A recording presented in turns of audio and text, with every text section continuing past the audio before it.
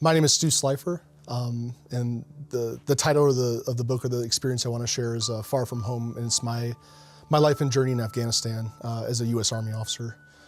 And so, for me, it's about sharing my journey through what was, for me, was one of the toughest challenges of my life, and how I kind of grew and progressed through that, and what it taught me. And I think, in a brief sense, it taught me, not only the very worst of what humans are capable, but also the very best of what people are capable of. And so,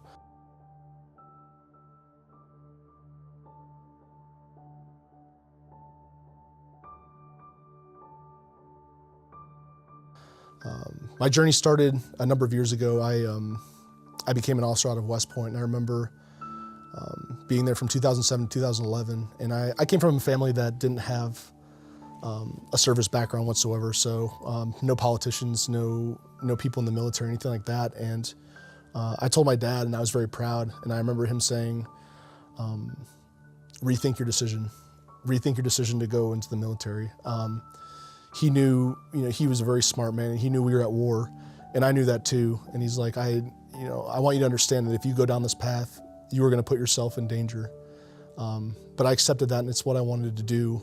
To me, it was more important to make the most of the time and the gifts that I had to try and go do this service, and so I did. And West Point is an experience, definitely teaches you a lot about responsibility and the expectation that a leader has in the military.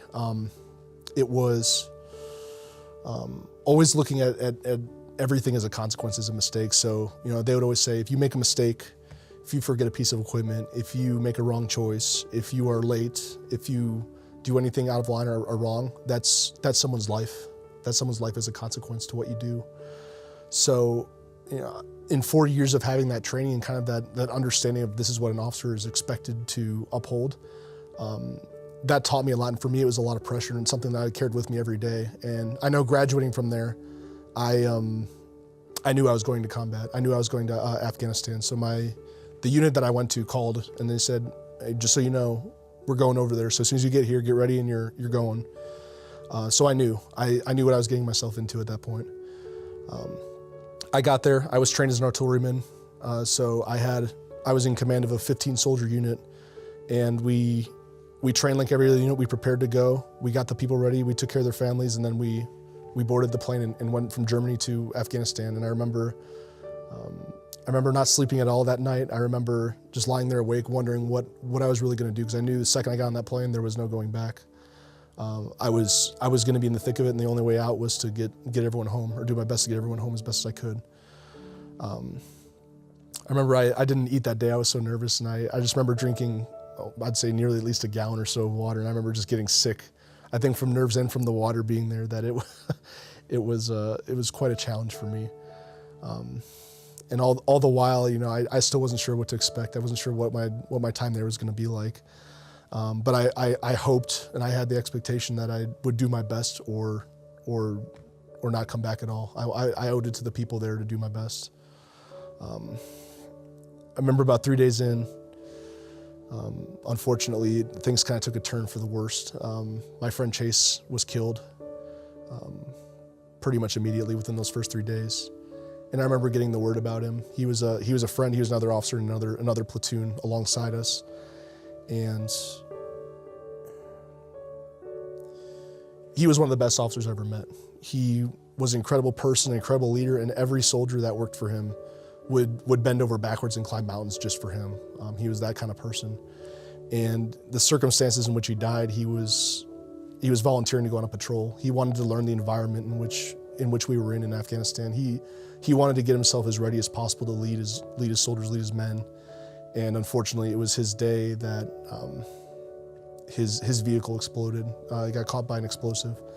And so it wasn't fair. It wasn't fair to him. It wasn't fair to his family. It wasn't fair to anybody. But that's the nature of warfare. It just wasn't fair. And so for me, I was upset that I lost him, but I was also selfish. I was like, well, this expectation is that if I make mistakes, people are going to die.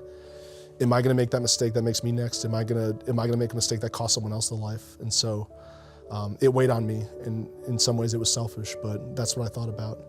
But we get on ground. I get to my outpost, about 150 people, and it's like living in a zoo/prison of sorts. There's always some activity. There's always people, and For us, it was 150 people, 150 teammates and brothers and sisters, alone in the mountains. And it's struggling to get used to. You have to get used to a lot of different things you're not used to seeing, but it's eye-opening in a lot of ways. And yet, the thing that scared me the most was just getting ready for combat when that first day was going to come. We were busy. We shot a lot of artillery there. We got a lot of phone calls from people that needed help, and we helped them by shooting our cannons in support of their missions. And but at the same time too, I wasn't sure what would happen if we got attacked. And about a month or so in, that actually happened. So I was getting up in the morning, I was in my room, and a dump truck ran our outpost with about 20,000 pounds of explosives, so 15 to 20,000 pounds. So I didn't think dump trucks could carry that much, but they pack a powerful punch when they're with explosives. And so it hit our outpost, and I think about close to 75 people or so were lost that day. Thankfully, none of our soldiers were lost, which was a miracle. But we, for me, going through that experience, I wasn't sure how I'd react. I remember the door flying off the hinges and my books and everything on my shelves, flying and hitting the walls. And I just hear yelling and all these things going on. And I was blessed and lucky to have the soldiers that I had, because nobody froze, nobody knew what to expect, but everyone reacted how they were trained. It was instinctual. I just remember being outside of my body and running and not really thinking about the things I was saying or doing. It was just the job, and we had to do it. And as artillerymen, we were preparing for people to breach our outpost, for actually people to follow up and attack us face-to-face head-on. So we lowered our cannons to the ground and got ready to fight people very close range. And thankfully, that never happened. Thankfully, we withstood the attack and progressed from there. Now, the damage was done. I remember going to the middle of the outpost, walking halfway through it, and it's about a couple football fields large, and looking one direction and seeing everything normal, and then turning back around and seeing everything flat and gone. And so we lost our food. We lost all the things that soldiers like to complain about the most if it's not there. So food, water, all of these things. And so I saw the worst in humanity in that attack, but I also saw the very best. I called my wife, I called my family when I could, to ask for their help. And I said, listen, we need, I had 15 soldiers. We need 15 sets of blankets. We need 15 giant bags of Skittles. We need 15 packs of Snickers bars. We need 15 gallons of ice cream if we could, if we somehow could fly that in, which we couldn't, but it was a nice thought to have. And we need these supplies because we don't have a lot of food and water. And so if you can help us, they could. And thankfully, about 2 weeks, helicopters brought it in for us. And I will never forget seeing these grown, hardened, sometimes dirty men that are trained to do a terrible thing lose all sense of bearing and all sense of discipline for a bag of Skittles that comes off a helicopter. I've never seen any more high-pitched squealing and excitement out of these soldiers. And so you learn to appreciate the simple things like that being over there. And as we go, we were thankful that we didn't see anything more crazy. I know one time we did see our own soldiers attacked by Afghan soldiers, so we were shot in the back by people we were training, which was an unfortunate reality of the social, economic, and political environment we faced. And the enemy that we faced was incredibly smart and creative. And though none of my guys were involved directly in that, we were set up to deliver artillery for the people outside the wire that were dealing with this. And it was frustrating being able to hear what they were going through on the radio, hear them screaming, hear the gunfire, hear them fighting this out actively. And we had our hands tied. There's nothing we could do. And so we're trying to find any way we can to help and get ready to. It was probably one of the toughest things mentally, just kind of going through that. But we saw the best in humanity anyway. I know we brought back the soldiers and the dead that we lost on that day back to our outpost to get treated or get processed to go home, back to their families. But we also saw our soldiers, just as much taking care of the Afghans who committed the attack, the ones that were wounded and still alive. They brought them back to our same location and actually took care of them, just as they would any other person. So even despite the war and what we think about, the people that we're in combat with, I think the human emotion rang out the most. And even these were people that were shooting at us 1 minute, the next minute, it was taking care of each other and trying to get them back and alive. And so for me, it was really humbling to be a part of an organization that thought that way about human life, even though you're trying to do something so terrible. But thankfully, we go through our time. Our soldiers do well. We train. We keep them happy. I know we ran a number of beanbag tournaments over the time there to try and keep morale up as best as we could. And we eventually transitioned our soldiers back home.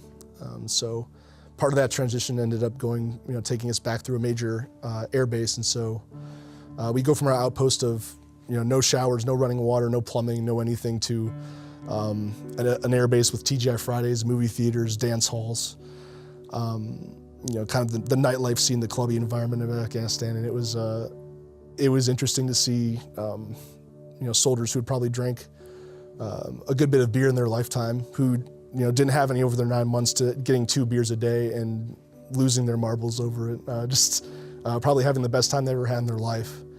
And so to be a part of that was incredible. And we get them home, and I think, over this roller coaster of emotion for me, it was the greatest moment to be able to see them go back to their families, all of them. Every single one of them went back to their families, saw their children for the first time, because some of them were born while we were gone, and be able to hold their families close and know that I was a small part of the team that made that happen. So for me, it was very thankful and very humbling. And the journey back wasn't easy. I avoided dump trucks for a number of months, trying to break that association in my mind that not all dump trucks were bad, and also to break the association of not having a weapon on you at all times, trying to get rid of that fight or flight response to every normal everyday events. And I know my wife, my family would have to tell me a lot of the times, take a seat, relax, grab a beer, you're gonna be okay, and everything's gonna be all right. And I, through all their help and all the people around me in the community, it was, it made me realize why I went and did what I did, is because it's about the soldiers that you're with and the people that you're there to protect. And it really makes you humble and feel small as a person, that you're a part of something so much greater. And so, it was something that I have to think back upon. And sometimes you look back upon it with guilt. Sometimes you look back upon it with fear and regret. But at the same time, too, I think you also saw the very best in people. You look back at it with a sense of pride, knowing you were a part of such a great community of people. And so that made me very proud.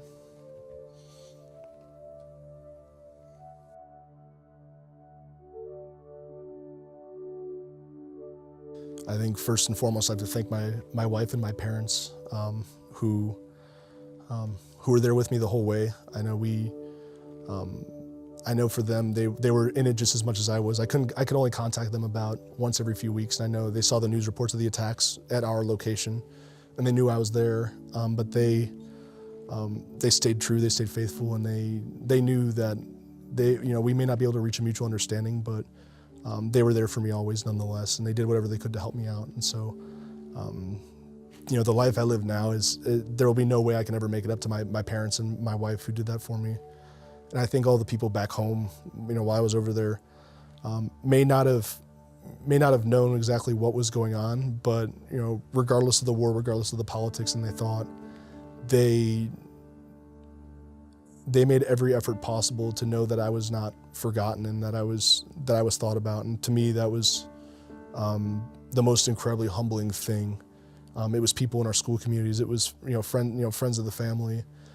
It was other soldiers too. I know that was probably the other most important key to it, is not the people that were above me, but the soldiers that actually did all the hard work, the ones that were on the ground every day, taking orders, doing things that I would never have to ask them to do.